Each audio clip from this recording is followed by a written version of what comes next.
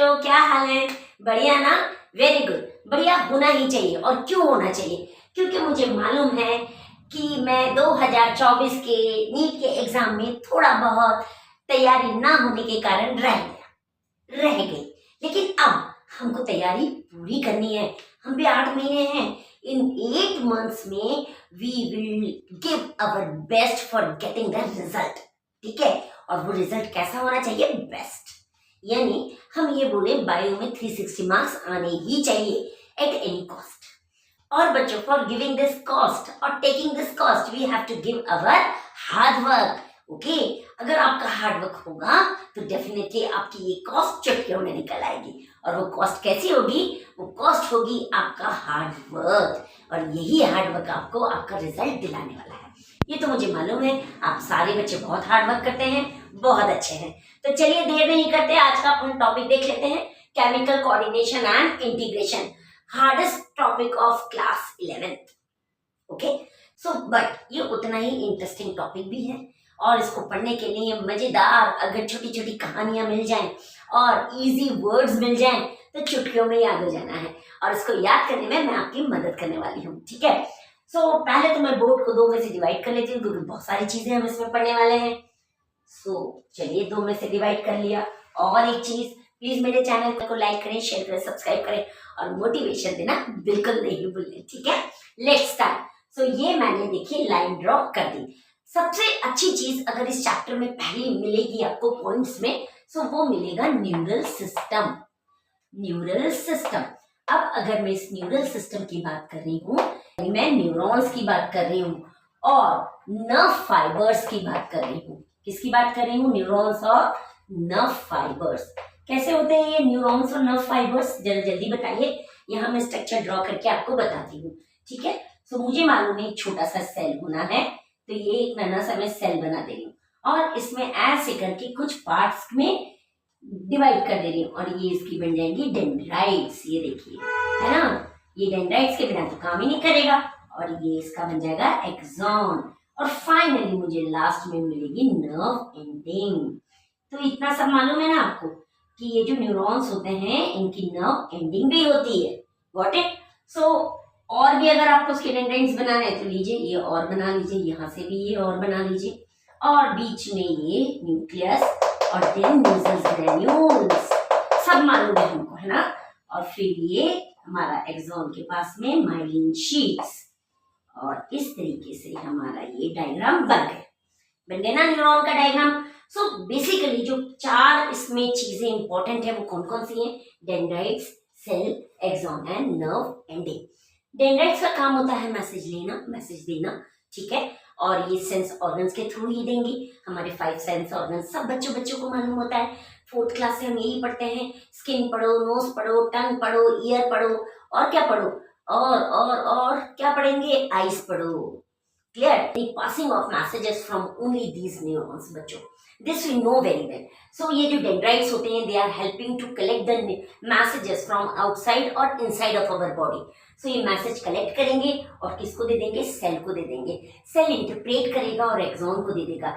Axon इसको nerve ending तक पहुंचा देगा एक बहुत इंपॉर्टेंट केमिकल के साथ, और उसको बोलते हैं एसिटाइल कोलाइन केमिकल के। ये चीजें जब वर्क करती हैं तो ऑटोमेटिकली ये नर्वस सिस्टम वर्क करता है। ठीक है?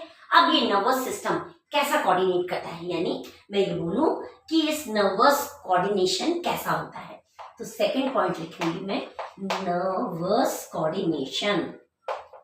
नर्वस कोऑर्डिनेशन कैसा होगा बच्चों? बहुत तेजी से सारे मैसेजेस आपकी बॉडी के अंदर आते हैं, होगा फास्ट एंड शॉर्टली और उतनी जल्दी ही चल भी जाते हैं, यानी fast and shortly. Got it? ये आपकी बॉडी का बेसिकली नर्वस कोऑर्डिनेशन है जो बहुत फास्ट है और उतना ही जल्दी टूट जाता है, यानी शॉर्टली। ठीक है? अब अगर इस नर्वस कोऑर्डिनेशन और इस न्यूरॉन्स को और इस नर्वस सिस्टम को मैं एंडोक्राइन सिस्टम के साथ मिला दूं सो एंडोक्राइन सिस्टम यानी जो मुझे हार्मोन देने वाला है, जो मुझे केमिकल देने वाला है, जो मुझे कोऑर्डिनेशन देने वाला है, जो मेरे साथ इंटीग्रेशन करके चलने वाला है। सो अगर मैं इन दोनों को मिला दूं तो डेफिनेटली जो मेरी बॉडी में फिजियोलॉजिकल चेंजेस होंगे, जो मेरी बॉडी में फिजियोलॉजिकल फंक्शंस होंगे, उनको कंट्रोल करने में सबसे ज्यादा हेल्प करने वाला है। ठीक है ना। तो मैं इस थर्ड पॉइंट लिख देती हूँ, neural system plus endocrine system.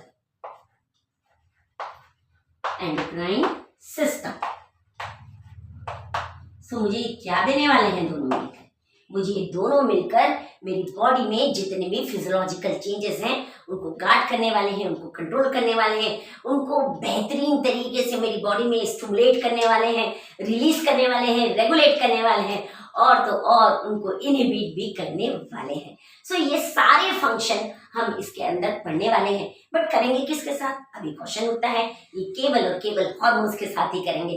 क्यों? क्योंकि एंडोक्राइन सिस्टम तो भाई हार्मोन ही देता है, तो उसके बिना तो कुछ काम ही नहीं होने वाला।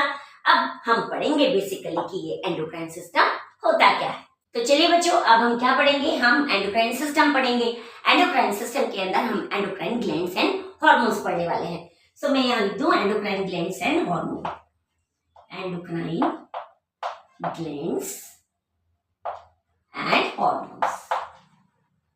एक एक चीज इस चैप्टर की मैं पढ़ा रही हूँ आपको, बहुत ध्यान से, बहुत अच्छे से। अभी एंडोक्राइन ग्लैंड्स कैसी हैं? पहला क्वेश्चन ये उठता है। सो भाई ये तो डक्टलेस ग्लैंड्स है। कैसी हैं? डक्टलेस ग्लैंड्स, यानी इनमें जो हार्मोन्स रिलीज होने वाला है वो बिना डक्ट ग्लैंड के होने वाला है। क्लियर? सो ये क्या है? Ductless gland. क्या रिलीज करेंगे बच्चों? हार्मोन रिलीज करेंगे। हार्मोन्स के लिए एक क्लासिकल डेफिनेशन दी गई है, वो क्लासिकल डेफिनेशन मैं आपको डायग्राम बना के समझा रही हूँ। ये बोल रहा है कि ये हमारी एंडोक्राइन ग्लैंड से, मान लो एंडोक्राइन ग्लैंड्स, ये मुझे क्या रिलीज करके देने वाली है? ये मुझे हार्मोन रिलीज करके देंगी, हार्मोन देंगी, हार्मोन देंगी ना बच्चों। ये हार्मोन बिना डक्ट के तो कैसे बढ़ेगा? क्वेश्चन ये उठता है। सो इसको एक पाथ चाहिए, और वो पाथ है ब्लड। यानी जो एंडोक्राइन ग्लैंड है वो हार्मोन रिलीज कहाँ करेंगे बच्चों? ब्लड के अंदर। और ये ब्लड कहाँ जाएगा? टारगेट टिश्यूज पे या टारगेट ऑर्गन्स पे। टारगेट ऑर्गन्स का जो एग्जांपल आपकी बुक में दिया है उसमें दिया है एड्रिनल ग्लैंड्स। सो यानी ये चला कहाँ से था? एंडोक्राइन ग्लैंड से। क्या रिलीज किया इसने बच्चों? हार्मोन्स। फिर किसके अंदर गया? सीधे ब्लड के अंदर। ब्लड से कहाँ गया? टारगेट ऑर्गन्स पे। तो ये जो है ये एक क्लासिकल डेफिनेशन ऑफ हार्मोन्स है। बाद में साइंटिफिकली जो हार्मोन्स की डेफिनेशन आई वो इस तरीके से आई। हार्मोन्स की साइंटिफिक डेफिनेशन वो ये आई बच्चों कि ये बेसिकली क्या है? ये नॉन न्यूट्रिएंट है, यानी इसके अंदर न्यूट्रिएंट्स नहीं है। So it is non nutrients. Okay. दूसरा, ये इंटरसेलुलर एक्ट करता है, इंटरसेलुलर एक्ट करेगा। और थर्ड, ये ट्रेस अमाउंट में चाहिए, यानी बहुत लिटिल अमाउंट होना चाहिए, ट्रेस अमाउंट। सो समझ आया आपको? ये साइंटिफिक डेफिनेशन है किसकी? हार्मोन्स की। सो दो डेफिनेशन हो गई एंडोक्राइन ग्लैंड्स वाले पोर्शन में, एनसीईआरटी में हार्मोन्स की। पहली हुई हमारी कि एंडोक्राइन ग्लैंड जो होती है वो हार्मोन रिलीज करेगी, वाया ब्लड करेगी, और किस पे जाके एक्ट करेगी? हमारे टारगेट ऑर्गन्स पे। एग्जांपल उसमें दिया है एड्रिनल ग्लैंड। दूसरा इन्होंने बोला कि जो एंडोक्राइन ग्लैंड है वो बेसिकली डक्टलेस ग्लैंड्स होती हैं। ओके। और ये क्या देती है? हार्मोन्स देती है। गुड। फिर उन्होंने बोला साइंटिफिक डेफिनेशन भी बता दो भाई इसकी। तो साइंटिफिक डेफिनेशन में उन्होंने बोला hormones are basically non nutrient chemicals which act as intercellular messengers and produce in a very trace amount. So ये डेफिनेशन निकल के आई, उसको मैंने तोड़ दिया क्योंकि बहुत सारे बच्चों को याद करने में बहुत डिफिकल्टी है। मैंने उसके मेन पॉइंट आपको दे दिए, non nutrient chemicals, intercellular acting है इसकी, और ट्रेस अमाउंट निकालती है। Got it? यानी ट्रेस अमाउंट की मुझे नीड। तो ये है हमारी साइंटिफिक डेफिनेशन ऑफ हार्मोन्स। तो आपको ये पोर्शन समझ आया? आई होप आपको अच्छे से समझ आया होगा। बहुत शॉर्ट में मैंने बताया, फिर से रिपीट करती हूँ एक बार। मैंने आपको बोला न्यूरल सिस्टम के बिना ये नहीं चलेगा। न्यूरल सिस्टम यानी न्यूरॉन्स, न्यूरॉन्स ही मेरे हार्मोन्स को लेके जाने वाले हैं। किसके थ्रू? एंडोक्राइन ग्लैंड्स के थ्रू। जब एंडोक्राइन ग्लैंड्स और न्यूरल सिस्टम मिलके काम करेंगे तो डेफिनेटली मेरी बॉडी में जितने भी फिजियोलॉजिकल चेंजेस होते हैं उनको गार्ड करेंगे, उनको स्टिमुलेट करेंगे, उनको रेगुलेट करेंगे, उनका प्रोसेस करेंगे और मेरी बॉडी को विदाउट डिसीज रखेंगे। ओके, फिर उन्होंने बोला कि एंडोक्राइन ग्लैंड कैसा होता है। एंडोक्राइन ग्लैंड कैसा है बच्चों? डक्टलेस ग्लैंड है। डक्टलेस ग्लैंड है और क्या करेगा? हार्मोन्स, यानी इनके अंदर डक्ट नहीं है बिल्कुल भी। हाँ, अब क्वेश्चन ये उठता है डक्ट नहीं है फिर भी ये रिलीज हो रहा है। ओ तो कैसे रिलीज होगा? उनने एक तरीका बताया, भाई ब्लड है मेरे पास। क्या बोला उन्होंने? ब्लड है मेरे पास, मेरी बॉडी में ब्लड है। सो ये ब्लड के थ्रू ही ट्रांसपोर्ट होगा और किस पे होगा? मेरे टारगेट ऑर्गन्स पे, यानी एड्रिनल ग्लैंड पे। फिर सबसे ये बोला गया भाई इसकी साइंटिफिक डेफिनेशन भी तो बताइए। तो उन्होंने साइंटिफिक डेफिनेशन में ये बोला कि ये नॉन न्यूट्रिएंट केमिकल्स होते हैं, इंटरसेलुलर एक्ट करते हैं और ट्रेस अमाउंट प्रोड्यूस करते हैं। होगी ना डेफिनेशन भी। सो ये है हमारी total endocrine glands and hormones का पोर्शन। अब क्या पोर्शन बचा बच्चों? चलिए बच्चों, अब हम देखते हैं कि इन वर्टिब्रेट्स और वर्टिब्रेट्स में इन हार्मोन्स का असर क्या पड़ता है। क्या ये कुछ अलग वे देता है? तो यहाँ पे मैं लिख दूं इनवर्टिब्रेट्स, इनवर्टिब्रेट्स, और यहाँ पे लिख दूं वर्टिब्रेट्स। ठीक है, अगर मैं इनवर्टिब्रेट्स की बात करूं तो यहाँ पे वेरी सिंपल एंडोक्राइन सिस्टम, यहाँ पे कॉम्प्लेक्स एंडोक्राइन सिस्टम। मैं केवल शॉर्ट वर्ड ही लिख रही हूँ, आपको समझ आना चाहिए। ES यानी एंडोक्राइन सिस्टम। अब ये नेक्स्ट क्या करेगा? फ्यू हार्मोन्स प्रेजेंट है इसके अंदर, बट यहाँ पे more and large number of hormones, got it? और साथ में ये कोऑर्डिनेशन भी करने वाले हैं। क्या प्रोवाइड करेंगे? प्रोवाइड कोऑर्डिनेशन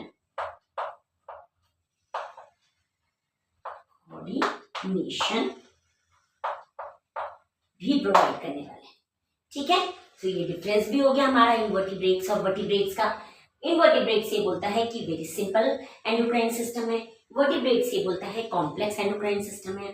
इनवर्टिब्रेट्स बोलता है फ्यू हार्मोन्स होते हैं, वर्टिब्रेट्स बोलता है लार्ज नंबर और मोर नंबर ऑफ हार्मोन्स यहाँ पे यूज होते हैं, और ये सारे हार्मोन्स मेरी बॉडी में फिजियोलॉजिकल चेंजेस को कंट्रोल करने के लिए कोऑर्डिनेशन देते हैं।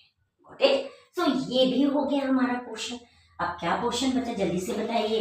अब बचा हाइपोथैलेमस। उससे पहले हम ये पढ़ेंगे ये मेरी बॉडी के किन किन पार्ट पे एक्ट करने वाला है। ठीक है, तो इसके अंदर बहुत सारे पार्ट आने वाले हैं। सबसे पहला आ जाएगा आपको पिट्यूटरी ग्लैंड आ जाएगा। फिर चलिए पिट्यूटरी ग्लैंड से चले हम, फिर यहाँ पे आइए थायराइड आ जाएगा, थायराइड के पीछे ही पैराथायराइड आ जाएगा, फिर आपका थाइमस आएगा बच्चों, फिर आपका पैनक्रियाज आ जाएगा, फिर आपका एड्रिनल ग्लैंड आ जाएगा और गोनाड्स आ जाएंगे। गोनाड्स में टेस्टिस एंड ओवरीज दोनों आ जाएंगे। साथ में आप अदर बॉडी पार्ट्स भी पढ़ेंगे जिसके अंदर आपका गैस्ट्रोइंटेस्टाइनल ट्रैक्ट आ जाएगा, लिवर आ जाएगा, किडनी आ जाएगी और हार्ट आ जाएगा। यानी ये भी एंडोक्राइन सिस्टम के पार्ट ना होते हुए भी हमको एंडोक्राइन सिस्टम में थोड़े बहुत हार्मोन का इंपॉर्टेंस और उसका रेगुलेशन जरूर बताएंगे। ठीक है ना, तो हम ये सब इसके अंदर पढ़ने वाले हैं। चलिए बच्चों, अब हम जो नेक्स्ट पार्ट पढ़ेंगे उसको पढ़ लिख देती हूँ मैं, हाइपोथैलेमस। हाइपोथैलेमस के बिना बच्चों कुछ भी नहीं होने वाला, यही मेन है हमारा। क्यों मेन है? क्योंकि यही बासल पार्ट ऑफ डायनसेफ्लॉन है। तो जब आप हाइपोथैलेमस पढ़ना शुरू करेंगे तो आपको यहाँ पे लिखना पड़ेगा बासल पार्ट ऑफ डायनसेफ्लॉन। ठीक है ना, डायनसेफ्लॉन, सेफ्लॉन यानी ब्रेन, डाई यानी दो। ठीक है, डायनसेफ्लॉन। अब क्वेश्चन ये उठता है ये डायनसेफ्लॉन किसका पार्ट है? सो ये डायनसेफ्लॉन आपके फोर ब्रेन का पार्ट है। किसका पार्ट है बच्चों? फोर ब्रेन का पार्ट। सो अगर ये मैं देखूं, आपको छोटा सा ब्रेन का स्ट्रक्चर बनाऊं यहाँ पे, सो ब्रेन को अगर मैं डिवाइड करूं बच्चों तो हमको तीन पार्ट में डिवाइड होता है ब्रेन। पहला आ जाता है हमारा फोर ब्रेन, दूसरा आ जाएगा मेरा मिड ब्रेन और तीसरा आ जाएगा मेरा हाइंड ब्रेन। ये सबको मालूम है ना, इसमें तो कुछ बताने वाली चीज नहीं है, बहुत सिंपल है। हाइंड ब्रेन, फोर ब्रेन में अगेन डिवाइड हो जाएगा सेरिब्रम और सेरिब्रम, सेरिब्रम और डायनसेफ्लॉन, डायनसेफ्लॉन, गॉट इट। ये डायनसेफ्लॉन फिर से डिवाइड होगा बच्चों, ये डिवाइड होगा थैलेमस और हाइपोथैलेमस में, ये डिवाइड होगा आपका थैलेमस और हाइपोथैलेमस। समझ आया ना कहाँ पे है ये थैलेमस, और ये जो हाइपोथैलेमस है इसी के पास आएगी आपकी पिट्यूटरी ग्लैंड। क्लियर, समझ आ गई आपको पिट्यूटरी ग्लैंड कहाँ मिलने वाली है आपको? हाइपोथैलेमस के जस्ट नीचे होगी और एक स्टॉक से अटैच्ड होगी। सो कैसा होगा, अगर मैं यहाँ छोटा सा स्ट्रक्चर बनाऊं ब्रेन का, रफ स्ट्रक्चर बना रही हूँ, माइंड मत करना बिल्कुल भी, है ना बच्चों। ऐसा ये आपका ब्रेन का स्ट्रक्चर, यहाँ पे आपका कॉर्पस कैलोसम ऐसा, और यहाँ पे आपका ये ब्रेन का पार्ट, और फिर ये नीचे इस तरीके से। सो ये पार्ट है आपका thalamus, this one is hypothalamus, ये आपकी पिट्यूटरी ग्लैंड। सो इस तरीके से आपको जो हाइपोथैलेमस है वो फोर ब्रेन का पार्ट है।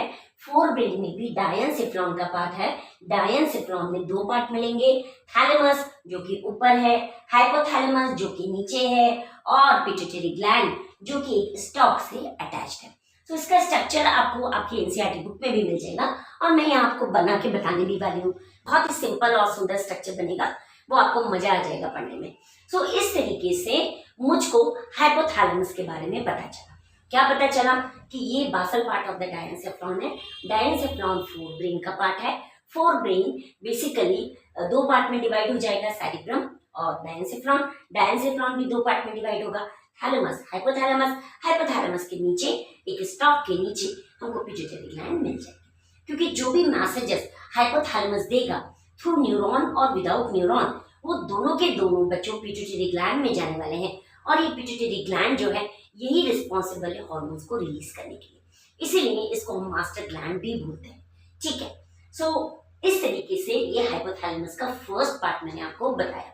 सेकंड जो आपकी एनसीईआरटी में लिखा है वो ये बोलता है कि ये जो हाइपोथैलेमस है इसका जो मेन बेसिकली इंपॉर्टेंट फंक्शन वो यही है कि ये रेगुलेट करती है wide spectrum of our body function. क्या करेगी? Wide spectrum of our body functions को। फिर उन्होंने ये बोला कि ये जो हाइपोथैलेमस है इसके पास बहुत सारे ग्रुप ऑफ न्यूरोसेक्रेटरी सेल्स हैं। So contains group of neurosecretory cells, neurosecretory cells. समझ आया आपको? ये बहुत इंपॉर्टेंट पॉइंट है, ये ध्यान रखिएगा। किसके पास है? हाइपोथैलेमस। कैसे बना है? Group of neurosecretory cells. अब इसको देखिए, तोड़िए। Neuro means neurons, neuro means neurons, secretory यानी सिक्रीशन करना। सो यानी ऐसा ग्रुप जो न्यूरॉन्स का पार्ट है साथ में सिक्रीशन भी करने वाला है। सो ऐसे को हमने इन्होंने बोला कॉल्ड, क्या बोला बच्चों? Called nuclei. क्या नाम दे दिया? न्यूक्लियाई। बहुत इंपॉर्टेंट पार्ट। हाइपोथैलेमस क्या है? Group of neurosecretory sales. ये न्यूरोसेक्रेटरी सेल्स को क्या बोलेंगे? न्यूक्लियाई। Got it? अब उन्हें जब इसको न्यूक्लियाई दिया, सो बेसिकली ये न्यूक्लियाई मुझे क्या देने वाला है? ये न्यूक्लियाई मुझे देगा हार्मोन्स। Got it? समझ आया आप सबको बहुत अच्छे से? आई थिंक सो कि आप सबको बहुत अच्छे से समझ आ रहा है, क्योंकि मैं हर चीज को आपको बहुत स्पेसिफिकली समझा रही हूँ। सिंपल पॉइंट्स में पढ़ो, समझ के पढ़ो, बहुत अच्छा रहेगा। बट लाइन बाय लाइन पढ़ो। क्यों? क्योंकि हमारे नीट के एग्जाम में लाइन बाय लाइन आता है, लाइन बाय लाइन। कहीं से उठा के कुछ भी दे देंगे, जो आप सोचेंगे भी नहीं वो उठा के आ जाएगा। इसीलिए मैं आपको एक एक लाइन का इंपॉर्टेंट पॉइंट्स यहाँ पे लिख के और समझा। Got it? सो क्या है हमारे हाइपोथैलेमस? हाइपोथैलेमस के पास ग्रुप ऑफ न्यूरोसेक्रेटरी सेल्स हैं। न्यूरो मीन्स न्यूरॉन्स, जो कि सिक्रीशन करेंगे, और उनको हम क्या बोलेंगे? न्यूक्लियाई। न्यूक्लियाई क्या देंगे मुझे? हार्मोन्स। ये हार्मोन्स रेगुलेट करेंगे synthesis and secretion of pituitary glands को। Got it? क्या करेंगे ये? रेगुलेट करेंगे synthesis and secretion of pituitary glands. Pituitary gland इन्हीं से चलने वाली है। फिर उन्होंने बोला कि ये जो हार्मोन्स हाइपोथैलेमस से निकलेंगे ये 2 टाइप्स के होंगे। कितने टाइप्स के होंगे बच्चे? 2 टाइप्स के। 2 टाइप्स। पहला होगा releasing hormone,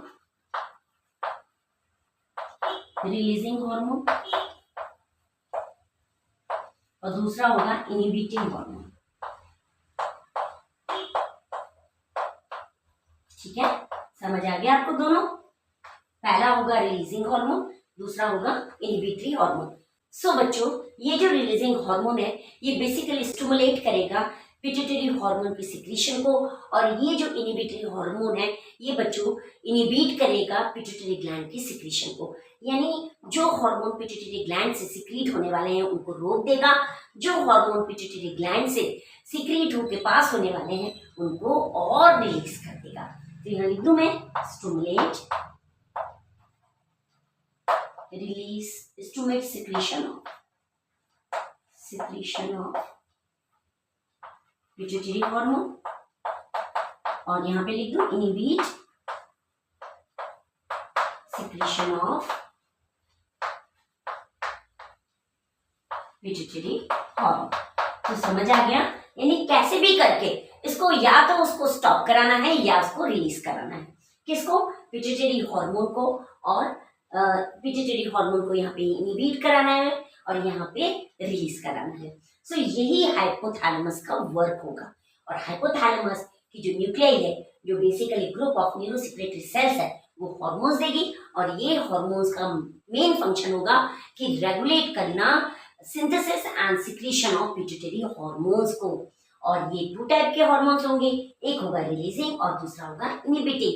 releasing hormone stimulate करेगा पिट्यूटरी हार्मोन को कि तू चल और जा टारगेट ऑर्गन पर, और इनहिबिट हार्मोन पिट्यूटरी हार्मोन के सिक्रीशन को इनहिबिट कर देगा और बोलेगा तू मत जा target organ. Got it? So यहाँ तक आई होप आपको बहुत अच्छे से समझ आ गया होगा।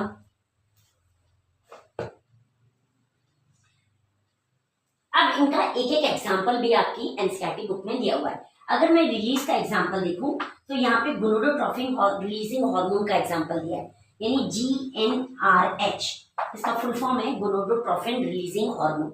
ओके, मैं शॉर्ट फॉर्म लिख रही हूँ तो आप इसको समझ लीजिएगा। इसी को बोलते हैं हाइपोथैलेमिक हार्मोन और हाइपोथैलेमिक हार्मोन। ये क्या करने वाला है बच्चों?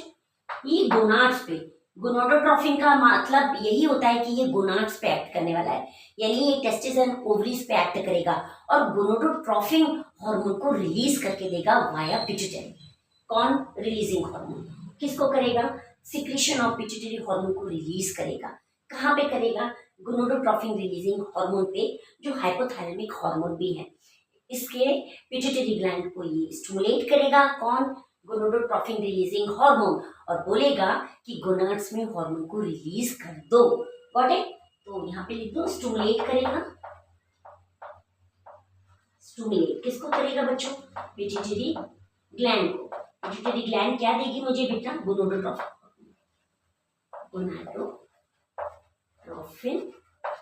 हार्मोन्स।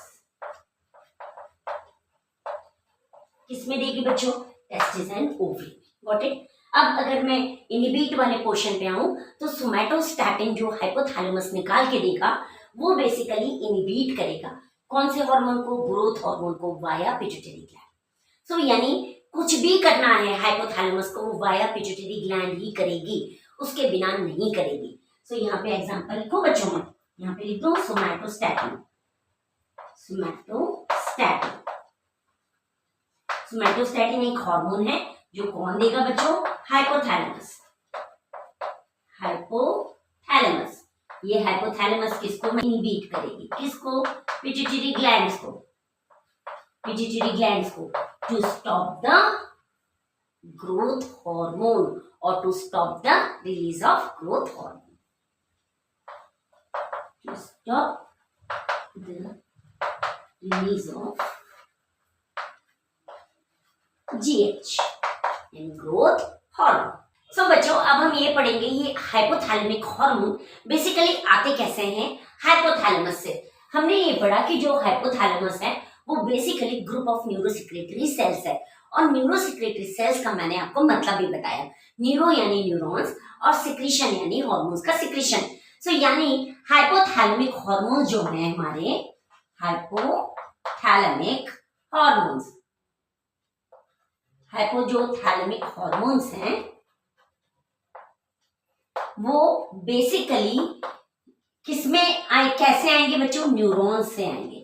न्यूरॉन्स से फिर ये एक्सॉन में जाएंगे, एक्सॉन से ये नर्व एंडिंग्स पे जाएंगे। समझ आ रहा है आपको, नर्व एंडिंग्स पे। सो जरा मैं इसका एक स्ट्रक्चर बनाती हूँ इस तरीके से, और ये आपका हो गया क्या, एक्सॉन, और ये हो गई आपकी नर्व एंडिंग। Got it.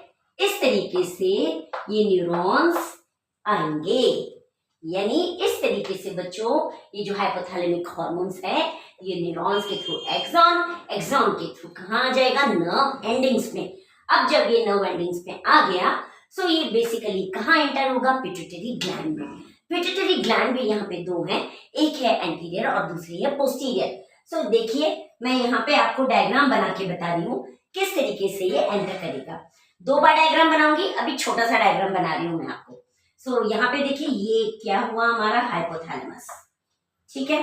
उसके बाद ये इस तरीके से आया और इस तरीके से आपके ऐसे अटैक। सो ये हो गया पिट्यूटरी ग्लैंड, ये हो गया स्टॉक, ये हो गया हाइपोथैलेमस। यहाँ पे एक पोर्टल सिस्टम बनता है बच्चों, ये portal system anterior pituitary gland के अंदर ही होगा, ठीक है। और फिर ये पोर्टल सिस्टम के थ्रू ही हार्मोन का रिलीज होगा। Got it. और यहाँ पे इस तरीके से, सो यहाँ पे एक न्यूरॉन इस तरीके से देखिए, और ये पोर्टल सिस्टम पे आके अटक गई। दिख रहा है, यहाँ पे एक और न्यूरॉन या ऐसा, और ये देखिए इसमें अंदर इस तरीके से ये आ गया, दिख गया आपको। सो ये है बेसिकली प्रोसेस की किस तरीके से हाइपोथैलेमिक जो हार्मोन्स हैं वो न्यूरॉन के थ्रू आने हैं।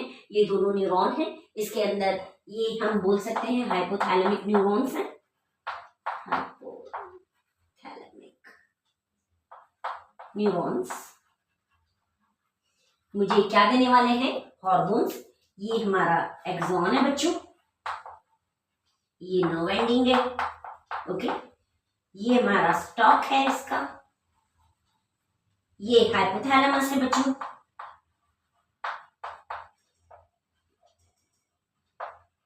ये हमारा ये वाला पोर्शन ये आपकी है anterior pituitary, anterior pituitary gland,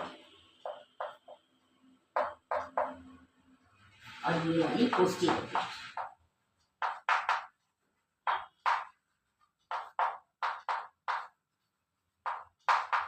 got it. समझ आया इस तरीके से। इस तरीके से ये जो हाइपोथैलेमिक जो आपके हार्मोन्स हैं वो न्यूरॉन्स के थ्रू आएंगे, थ्रू एक्सॉन आएंगे और नर्व एंडिंग में आके इस तरीके से बॉडी के अंदर जाएंगे। एक नाम नहीं लिखा मैंने, वो भी लिखती हूँ, इसको बोलते हैं portal circulatory system, portal circulatory system. यानी ये मुझे साफ साफ दिख रहा है जो मेरे हाइपोथैलेमिक हार्मोन्स हैं वो न्यूरॉन्स के थ्रू आए और यहीं पे पोर्टल सर्कुलेटरी सिस्टम पे आके स्टॉप हो गए, और यहाँ पे पोर्टल सर्कुलेटरी सिस्टम ने इन हार्मोन को एंटीरियर पिट्यूटरी ग्लैंड तक रीच करवाया। बट अगर मैं पोस्टीरियर पिट्यूटरी ग्लैंड की बात करूं तो डायरेक्टली जो हाइपोथैलेमिक हार्मोन्स हैं न्यूरॉन से रिलीज होके सीधे एक्सॉन के थ्रू नर्व एंडिंग तक पोस्टीरियर पिट्यूटरी तक रीच कर रहे हैं। यानी ये वाला जो पोस्टीरियर पिट्यूटरी वाला पार्ट है वो बेसिकली डायरेक्ट हाइपोथैलेमस से कनेक्टेड है, डायरेक्ट हाइपोथैलेमस हॉर्मोन्स आ रहे हैं।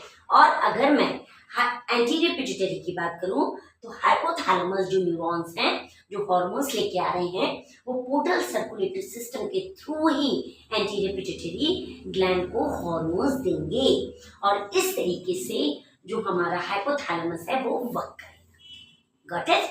समझ आया? और अब मैं एक ब्रॉड स्ट्रक्चर बनाने वाली हूँ हाइपोथैलेमस विद पिट्यूटरी ग्लैंड का। क्यों? क्योंकि मैं इसी में आपको सारा एंटीरियर पिट्यूटरी में कौन कौन से हॉर्मोन्स आएंगे, पोस्टीरियर पिट्यूटरी कौन कौन से हार्मोन रिलीज करने वाला है, वो हम सब इसी में पढ़ने वाले हैं, ताकि हमको बहुत बड़ा बड़ा बड़ा बड़ा लाइन वाइज आंसर याद करने नहीं पड़े। ठीक है ना? तो चलिए स्टार्ट करते हैं। सबसे पहले मैं हाइपोथैलेमस बना रही हूँ। ये रहा हमारा हाइपोथैलेमस। ठीक है, उसके बाद यहाँ से आएगी एक पिट्यूटरी ग्लैंड और ये चली ऐसे, और फिर यहाँ से भी आई एक पिट्यूटरी और ग्लैंड और ये चली ऐसे। ठीक है, ये बन गया आपका स्टॉप बीच का। थोड़ा सा और इसको मैं ब्रॉड कर देती हूँ, इसलिए क्योंकि मुझे न्यूरॉन्स भी लेके आना है और इसको थोड़ा सा और ऐसा कर देती हूँ।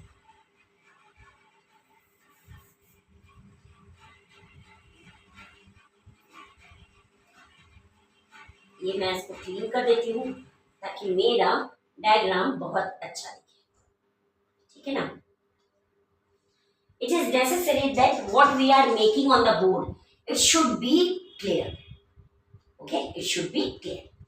So मैंने इसको अच्छे से क्लीन किया। अब देखिए यहाँ पे मैं बनाऊंगी portal system first of all.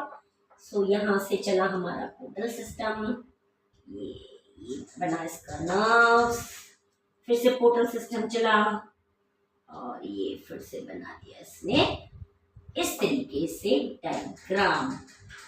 Got it? ये एक न्यूरॉन यहाँ पे आके अटका, ये दूसरा न्यूरॉन,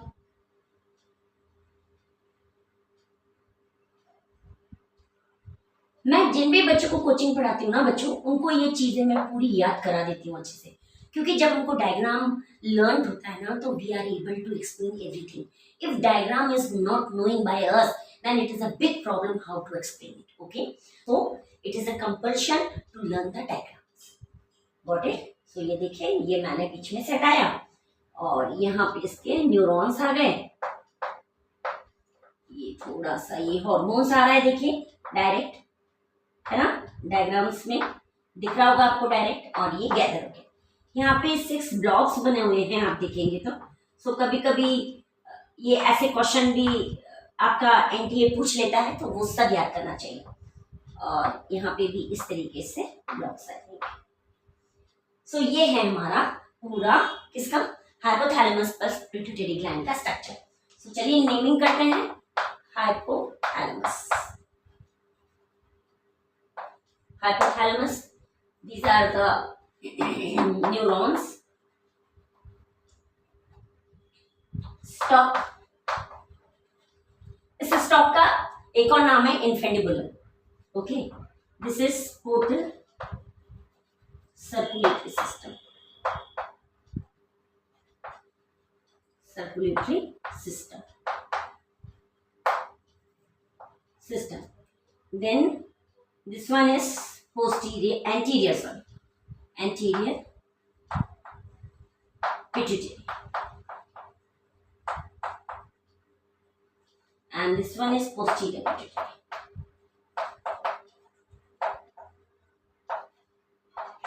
ये दोनों चीजें आपको बिल्कुल क्लियर हो गई। ये न्यूरॉन है, so this one is axon बच्चों, axon, and this one is nerve endings. So हम ये बोल सकते हैं जो पोस्टीरियर पिट्यूटरी है वो हाइपोथैलेमस के न्यूरॉन से डायरेक्टली कनेक्टेड है वाया एक्सॉन, और जितने भी हार्मोन्स हाइपोथैलेमस सीक्रेट कर रहा है वो सब के सब पोस्टीरियर पिट्यूटरी में डायरेक्ट आने वाले हैं। सो ये वाला पोर्शन होता है डायरेक्ट कनेक्शन का। Got it? बट अगर मैं ये वाला एंटीरियर पिट्यूटरी की बात करूं तो यहाँ पे न्यूरॉन तो है हाइपोथैलेमिक, बट वो पोर्टल सर्कुलेटरी सिस्टम से अटैच होंगे, तब जाके एंटीरियर पिट्यूटरी हार्मोन्स आएंगे। ओके, सो ये वाला जो पोर्शन है ये होता है इनडायरेक्ट। Got it? ये सारी चीजें अच्छे से ध्यान में रखना, डायरेक्ट एंड इनडायरेक्ट। तो इस तरीके से हम इसको बहुत अच्छे से एक्सप्लेन कर सकते हैं। अब हम इन दोनों के पूरा चार्ट बना के देखेंगे कि हार्मोन कौन कौन से यहाँ पे रिलीज हो रहे हैं, और ये मोस्ट इंपॉर्टेंट पार्ट है बच्चों इसका। सो एंटीरियर पिट्यूटरी को मैं एक और नाम दे दूंगी जो आपके एनसीईआरटी में लिखा है, एडिनो हाइपोफाइसिस। सो यहीं पे लिख रही हूँ मैं नाम, एडिनो हाइपोफाइसिस, गॉट इट। और उसको क्या बोलेंगे, न्यूरो हाइपोफाइसिस और न्यूरो हाइपोफाइसिस। न्यूरो का मतलब होता है डायरेक्ट न्यूरॉन से कनेक्शन होना, तो का मतलब होता है डायरेक्ट न्यूरॉन से कनेक्शन होना। सो ये बहुत इजीली आप समझ पा रहे होंगे। और यहाँ पे एडिनो हाइपोफाइसिस यानी एंटीरियर पिट्यूटरी जो बेसिकली पोर्टल सर्कुलेटरी सिस्टम से कनेक्टेड है। अब इसको एक और नाम दे देंगे, एडिनो हाइपोफाइसिस को बेसिकली मैं डिवाइड कर दूंगी दो पार्ट में, यानी एडिनो यानी एंटीरियर पिट्यूटरी ग्लैंड को, पहला होगा मेरा पार्स डिस्टलिस और ये होगा हमारा पार्स इंटरमीडिएट। सो इंटरमीडिएट, ये दोनों को अच्छे से देख लिया आपने। एडिनो हाइपोफाइसिस और एंटीरियर पिट्यूटरी अगेन दो में डिवाइड होंगे, pars distalis and pars intermediate. अब ये वाला जो है पोस्टीरियर पिट्यूटरी, इसको हम एक और नाम दे देंगे, मैं और लिख देती हूँ, पार्स नर्वोसा, पार्स नर्वोसा, ठीक है। और ये फिर से दो में डिवाइड हो जाएगा, एक यानी अब ये मुझे बेसिकली दो हार्मोन देने वाला है। सो एक देगा मुझे ऑक्सीटोसिन और दूसरा दे देगा वैसोप्रेसिन। सो यहाँ पे मैं लिखूं oxytocin and this one is vasopressin. Vasopressin को हम एडीएच हार्मोन भी बोलते हैं, यानी एंटी डायरेटिक हार्मोन, याद है ना। और एडीएच,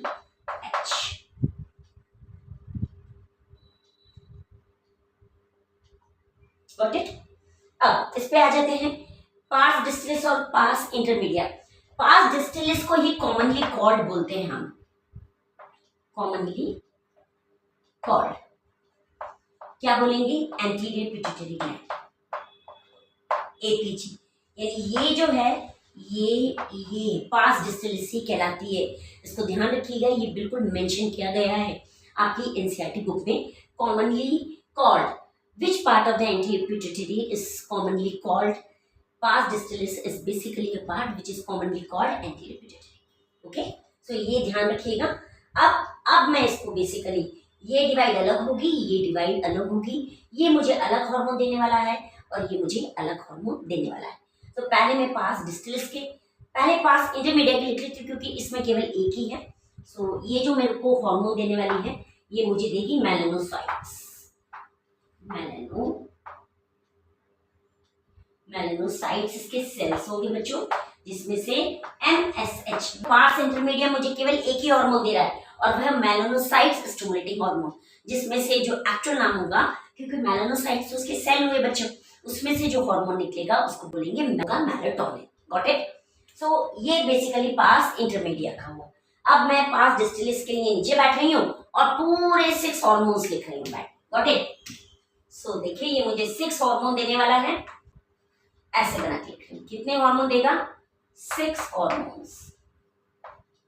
अच्छे से याद कर लीजिए, 6 हार्मोन, बहुत बड़े बड़े शब्दों में लिख रही हूं मैं, 6 हार्मोन। पहला देगा मुझे, कौन सा देगा बताइए जल्दी, TSH, thyroid stimulating hormone.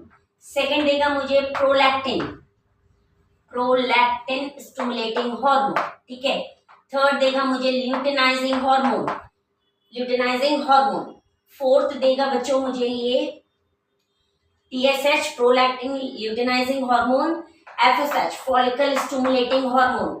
Then fifth मुझे देने वाला है ये ACTH, ACTH यानी एडिनोकोर्टिकोट्रोफिक हार्मोन। और जो 6th हार्मोन है वो होगा हमारा ग्रोथ हार्मोन। 6th हार्मोन कौन सा है बच्चों, ग्रोथ हार्मोन। सो ये 6 हार्मोन्स मुझे कौन देने वाला है, पार्स डिस्टिलिस यानी एंटीरियर पिट्यूटरी ग्लैंड यानी एडिनो हाइपोफाइसिस। कौन कौन से 6 हार्मोन्स है, TSH यानी thyroid stimulating hormone, prolactin, luteinizing hormone, follicle stimulating hormone, adrenocorticotrophic hormone and growth hormones. और मुझे इंटरमीडिएट क्या देगा? मेलानोसाइट स्टिमुलेटिंग हार्मोन, जिसमें से जो हार्मोन निकलेगा उसका नाम है मेलेटोनिन। और मुझे जो ये है पोस्टीरियर पिट्यूटरी, ये मुझे न्यूरोहाइपोफाइसिस भी बोलूंगी और पास नर्वोसा भी बोलूंगी। और ये मुझे दो हार्मोन देगा, ऑक्सीटोसिन एंड वैसोप्रेसिन। वैसोप्रेसिन को हम EDH हार्मोन भी बोलते हैं। तो आगे आपको ये सारा पूरा का पूरा क्लासिफिकेशन एक डायग्राम के अंदर। सो इस तरीके से बच्चों मैंने आपको पूरा एक्सप्लेनेशन आज दिया इसका। अभी इसमें बहुत कुछ बाकी है। ये हार्मोन्स करने क्या वाले हैं, ये सारी चीजें हमको पढ़ना है। और इनको पढ़ने के बाद और बच्चों इनको पढ़ने के बाद हमको इनकी मीनिंग भी जानना है, ये किस तरीके से हमारी बॉडी में एक्ट करेंगे और किस तरीके से हमारी बॉडी में हेल्प करने वाली है, वो भी हम देखने वाले हैं। सो आज के लिए बस इतना ही। प्लीज मेरे चैनल को लाइक करें, शेयर करें, सब्सक्राइब करें और मोटिवेशन देना बिल्कुल ना भूलें। आई होप आपको ये चीजें पसंद आ रही होंगी, क्योंकि मैं सिंपल से सिंपल एक्सप्लेनेशन आपको देने की पूरी कोशिश कर रही हूँ। Thank you and have a nice day.